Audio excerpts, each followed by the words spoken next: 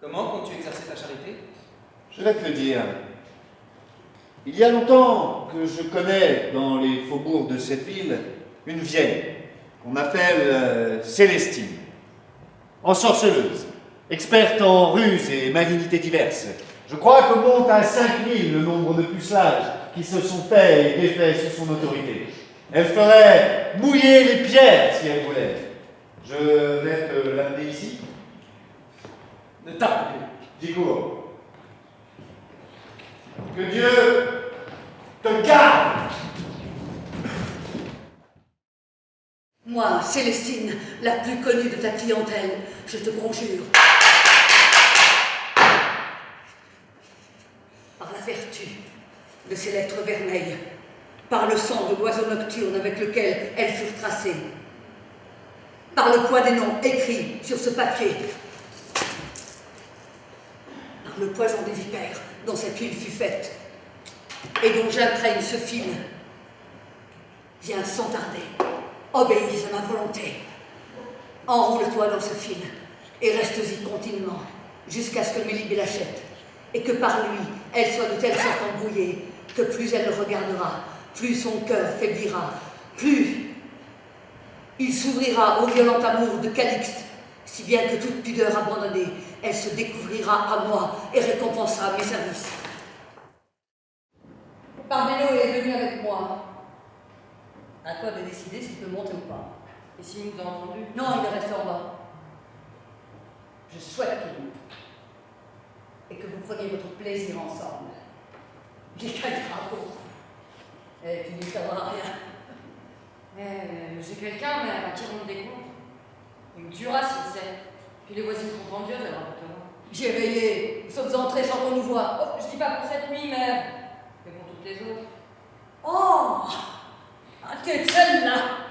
Hein, tu n'auras jamais de pignon sur rue. Si tu as peur quand ton ami est absent, que feras-tu quand il sera en ville? Aïe, aïe, aïe, aïe, aïe, ma fille, si tu voyais ta cousine, et comme elle est passée maître grâce à mon éducation. Elle en a un dans son lit, un autre à la porte, et un troisième chez lui en train de languir. Et elle en est fière. Elle les satisfait tous. Chacun croit qu'il est aimé, qu'il est le seul, et seul à l'entretenir. Et toi, parce que t'en aurais deux, tu crois que le bois de ton lit va te dénoncer? J'en bois si peu, une douzaine de coups à chaque repas. On ne me fera pas dépasser la coupe. Ah, sauf quand je suis invitée, comme c'est le cas aujourd'hui. Profitons-en, ma tante. Après, nous n'aurons plus guère le temps avec cet amour fou de notre maître pour la gentille Mélibée. Ne touche pas, répugnant. Tu me donnes envie de vomir. Gentille, elle? Oh Jésus, Jésus! Pour un sou, ça s'achète en boutique. Dans sa rue, j'en connais au moins 4 sur qui Dieu a répandu plus de grâce. Et, soi-disant flattée, je me trouve aussi belle que votre Mélibée. Et tu l'as pas rencontrée comme moi, ma sœur, un jour où elle était à jeun. Elle t'a coupé l'appétit. Elle tartine le visage avec du miel, du fiel, des figues et autre chose. Impossible à nommer, puisque nous sommes à table. C'est la richesse qui les rend belles et courtisées, non les grâces de leur corps. Elle a des seins, pour une jeune fille, on dirait 2 calebasses et qu'elle a accouché 3 fois. J'ai pas vu son ventre, mais à en juger par le reste, elle doit l'avoir aussi mou qu'une vieille de 50. Je sais pas ce que Calixte lui trouve. Mais il pourrait en aimer d'autres plus faciles et dont il jouirait davantage. Il semblerait qu'ici, chacun prêche pour sa paroisse. En ville, on dit plutôt le contraire. Rien de plus éloigné de la vérité que l'opinion du vulgaire. Nous sommes tous fils et filles de nos œuvres. Oh, mais arrêtez de vous disputer, mes enfants! Et toi, Alicia, reviens à table, arrête de bouder! Pas pour manger à côté de cet effronté qui me jette à la face que sa guenille de Mélibée est plus gentil que moi. Voilà, ma vie. C'est toi qui as commencé à comparer, et toute comparaison est odieuse. Viens t'asseoir, ma sœur, sinon je quitte aussi la table. Je te restitue la santé que tu avais perdue. Ton cœur qui défaillait, ta raison qui s'égarait. Mélibée souffre plus que toi. Elle t'aime, elle veut te voir. Elle passe plus de temps à penser à toi qu'elle-même. Elle se dit, tienne. Si tu te moques de moi, toi, la Tu vieille. me moques ou non? Tu le sauras si tu vas chez elle cette nuit, quand l'horloge sonnera les 12 coups. Là, entre deux portes, tu pourras lui parler. De sa bouche, tu connaîtras plus en détail ma sollicitude, son désir et l'amour qu'elle a pour toi. Pouvais-je espérer pareille chose?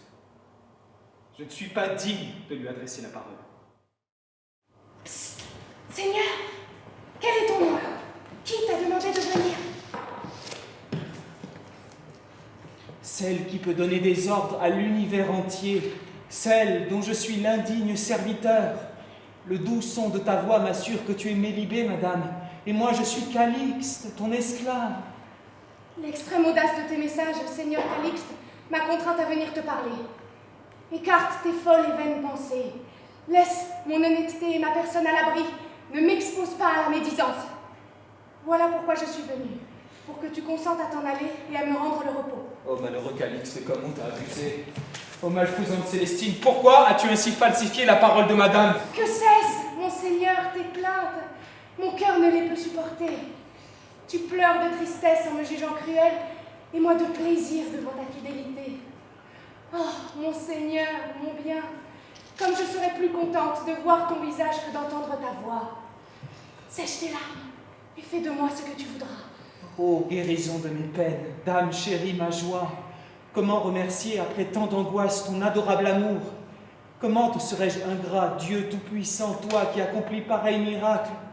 Que de jours se sont écoulés depuis que les rayons de ton clair visage ont empli de lumière mes yeux, enflammé mon cœur et m'ont conduit à cet état sublime où je suis en t'écoutant.